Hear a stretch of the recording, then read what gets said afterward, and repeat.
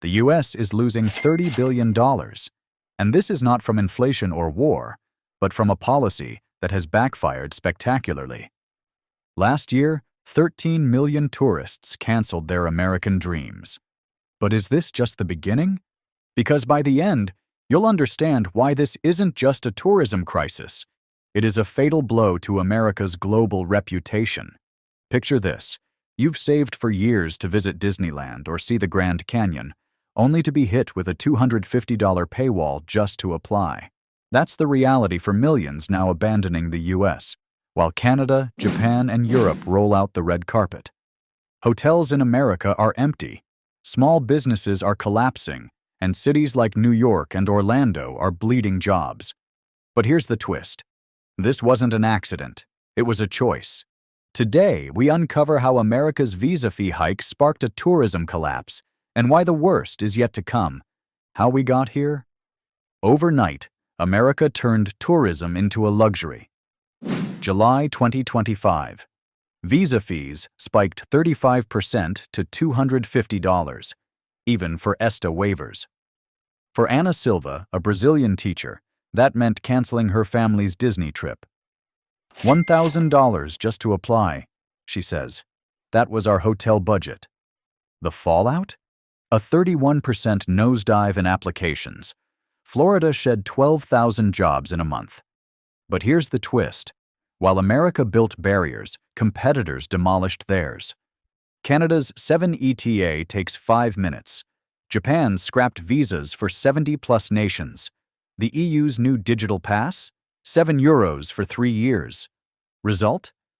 A Mumbai tech CEO moved his 500-person conference to Toronto with one email. The US isn't worth the hassle. This isn't only about people not being able to take vacations. It's about jobs disappearing and businesses closing down. New York lost $45 million in its economy in 1 quarter, which is a big deal. Shops near Niagara Falls are getting rid of their souvenirs because there aren't enough tourists to buy them.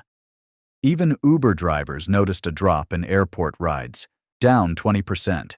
So, is this new policy really helping to protect America? Or is it just pushing people away and causing more problems? This situation has developed into a significant economic crisis with implications that extend worldwide. Let's take a closer look at the factors contributing to this troublesome condition. But here's what no one expected. The increase in visa costs has had a profound impact. For instance, raising the price from $185 to $250 has led to a substantial decrease in the number of visitors. The economic ramifications are severe, with preliminary estimates indicating that the U.S. might forfeit as much as $30 billion in tourism revenue during this year. The negative effects are widespread. Hotels, especially in popular tourist destinations, are struggling with occupancy rates that are 20 to 30% lower than anticipated. Service industry workers, such as Carlos, who waits tables in New York City, have noticed a significant drop in their tips, sometimes by half. Tour companies are having to let go of employees as the number of bookings diminishes. Cities that heavily rely on tourism, such as Orlando and Honolulu, are facing the challenge of finding alternative sources of income to fill the void left by the absent travelers. What's particularly disheartening is that this downturn was foreseeable. When you consider that Canada offers an electronic travel authorization for only $7, the decision for cost-conscious tourists to choose Canada over the US becomes quite clear. The stark price difference has undeniably swayed travelers' choices.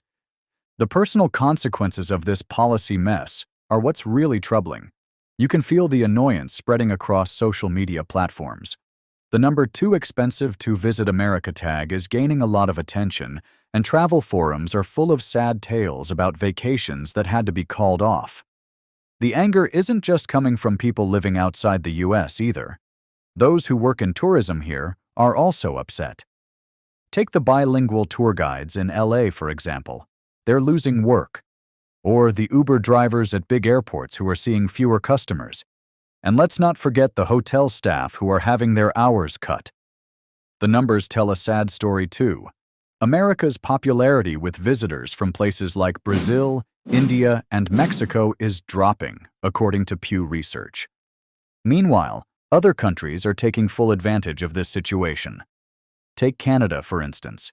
They've got a super cheap and easy ETA process that's bringing in 18% more travelers from the same places that used to go to the US. Japan decided to go even further and got rid of visa requirements for a bunch of countries.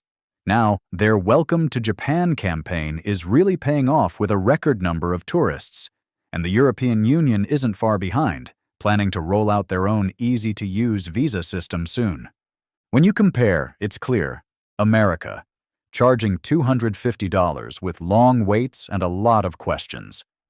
Competitors, cheaper, faster, and more welcoming. It's no surprise that travel companies around the globe are starting to suggest other options.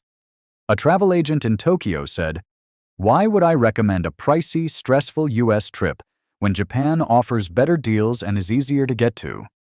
If you're enjoying the video, don't forget to hit that like button and subscribe. It really helps the channel grow and keeps these deep dives coming. Alright, now let's get into the next part, because things are about to get even more interesting. What started out as a mere increase in visa fees has unfortunately turned into a crisis affecting many. Families, like Maria's from Sao Paulo, had been planning vacations to the US for a long time, with dreams of visiting places like Disney World. They've saved hard for flights, accommodations, and other expenses. However, the introduction of a hefty $250 integrity fee per person has been too much to bear. "It's just not worth it anymore," says Maria, her voice filled with disappointment. "We're taking our vacation to Canada. At least they make us feel welcome." This situation is becoming increasingly common across various countries like Brazil, India, and the Philippines. Travel agencies in these regions are reporting a significant drop in US bookings, by as much as 50%. The emotional and financial strain is very real for these individuals and their families. The ripple effects of this policy are also being felt by hardworking folks in the American hospitality industry. Take Carlos, for example, who has been a waiter at a Times Square restaurant for 15 years. His place of work used to be buzzing with international visitors, but now his hours have been slashed by half. "No more Europeans, no more Asians," he says with a sad smile. "Now it's just Americans complaining about the prices." And it's not just Carlos. In Orlando, housekeepers at hotels are losing their jobs in large numbers due to decreased occupancy rates. Meanwhile, at Niagara Falls, souvenir shops are seeing more empty days than ever before. These aren't statistics. They're people's lives unraveling because of a policy no one asked for.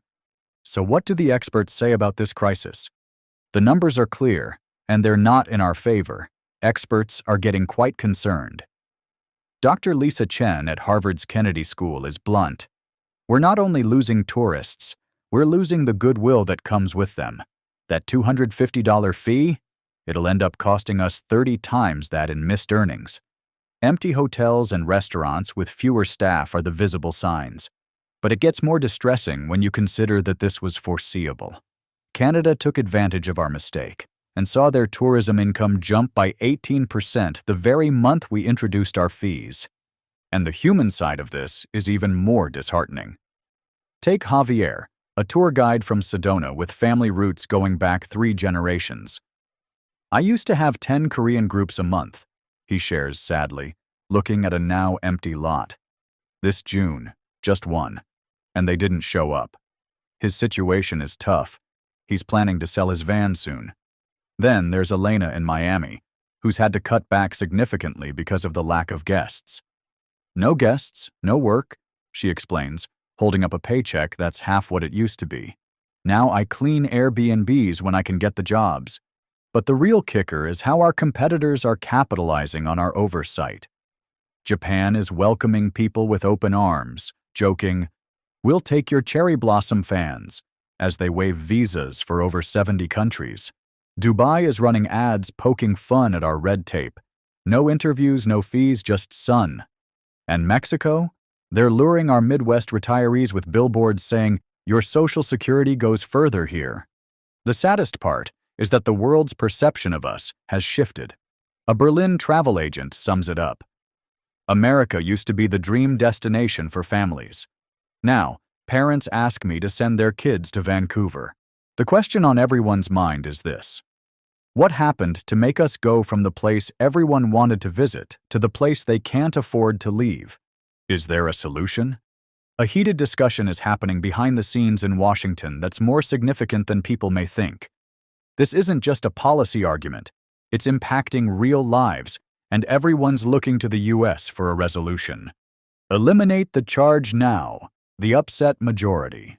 Industry leaders in the travel sector are voicing their discontent. Mark Tanverdi, the CEO of one of the biggest hotel chains in America, says, "This isn't just a poor choice, it's terrible for business." His hotels along the coast are suffering from a 40% decrease in international reservations. Even Disney isn't immune. Their foreign visitor numbers, which used to be 30% of summer guests, are dropping as families choose Tokyo Disney Sea over the U.S. Small business owners like Lucia Mendez, who runs a tour company in Brooklyn for Italian tourists, are really feeling the impact. She says, "They call it an integrity fee, but where's the integrity in ruining my business?" As she compares photos of her thriving company last summer to the stark difference this year, it's clear she's hurting. But it's not just businesses taking a hit. Officials claim the fee weeds out risks. But former Homeland Security agent Kyle Branson reveals the truth. In 12 years, 0 terrorists came through paid visas, but we have turned away thousands of teachers, parents, and entrepreneurs over paperwork errors. Meanwhile, actual threats arrive by illegal border crossings, which account for 98% of drug trafficking, visa overstays, where fees don't apply. "We are not stopping danger," Branson told us. "We are just stopping dentists from Iowa from taking their kids to Disneyland. Stay the course." The security advocates. Senator Richard Morell has a different take on the situation, stating confidently that the fee is performing as planned. "We're identifying the non-serious individuals," he says. His team argues that a modest 2% decrease in visa overstays is evidence of this, suggesting that those who can't afford the $250 fee probably couldn't afford a proper visit anyway. This perspective, while somewhat dismissive of the financial burden, emphasizes the intent to maintain strict security measures. However, some immigration hardliners share even more concerning thoughts. One anonymous Border Patrol Union representative suggests that the fee's effectiveness lies in reducing the number of tourists, which they believe lowers the chances of unauthorized individuals blending in and overstaying. Maybe some resorts won't make it, they admit, seemingly unfazed by the potential economic repercussions. But the U.S. isn't just an entertainment hub. This viewpoint underscores a commitment to security over tourism, regardless of the industry's health. Quietly, a third path is emerging, one that could satisfy both sides. The U.S. Travel Association proposes a simple fix. Keep the fee, but guarantee 14-day processing and automatic refunds for rejections. Right now, it's pay $250 to maybe get an interview in 9 months, explains economist Naomi Phelps. That's not security, that's a lottery. Some go further. Congressman Luis Gutierrez's new bill would exempt families with children and slash fees for students. "A Japanese grad student brings $80,000 to our economy," he argues. "Charging her $250 to apply is like taxing golden geese." The most compelling idea comes from an unexpected quarter. Disney CEO Bob Iger recently floated a tourist stimulus plan where major attractions cover visa fees for visitors who book packages. "We'll eat the cost," he told shareholders, "because empty hotels cost more. The stakes couldn't be higher. Every day this drags on, the damage compounds. Las Vegas loses $4.2 million daily in absent convention-goers. Ivy League universities report 18% fewer international applicants. Airbnb hosts in tourist towns are converting rentals to long-term housing. The world has moved on. Canada's new Visa Victory ad, featuring a montage of smiling families at Niagara Falls with the tagline, No $250. Just welcome. Swing has gone viral in India and Brazil. As the sun sets over an eerily quiet Times Square, the question isn't just about policy anymore. It's about identity. Does America still want to be the place the world dreams of? Because right now, from Tokyo to Toronto, they're finding new dreams. What happens next? Time is of the essence. Each day, this policy remains unchanged. One more family abandons their aspirations of living the American dream. Another small business shuts down. And a different nation takes advantage of the opportunity to host our potential visitors. It's not a matter of if, but when this will change and at what cost. We'd like your opinion. This isn't a simple debate about policies. It's about the future of the U.S. in the global community. That's why we're eager to hear what you think. Should the U.S. reverse the $250 visa fee? Yes, it's killing tourism. No, security first. Tell us, would you pay $250 just for the possibility of visiting the U.S.? Or would you choose Canada, Japan, or Mexico instead? Share your experience in the comments. Your feedback might just be the wake-up call needed. This isn't solely concerning the tourism sector. It's about the very essence of America's image. The Statue of Liberty wasn't constructed to stand behind vacant hotels. Give me your tired, you're poor wasn't intended to conclude with, as long as they can pay $250. We face a critical juncture. One direction leads to an America that's rich but secluded, feared and disliked. The alternative? A nation that thrives on diversity, welcoming all with open arms. Next week, we expose an even bigger crisis. Why 7 U.S. airports are emptying fast and canceling trips. Hit subscribe now because you'll want to understand why. If you enjoyed today's video, don't forget to hit the like button and subscribe to the channel. It really helps us out. Your support means the world to us.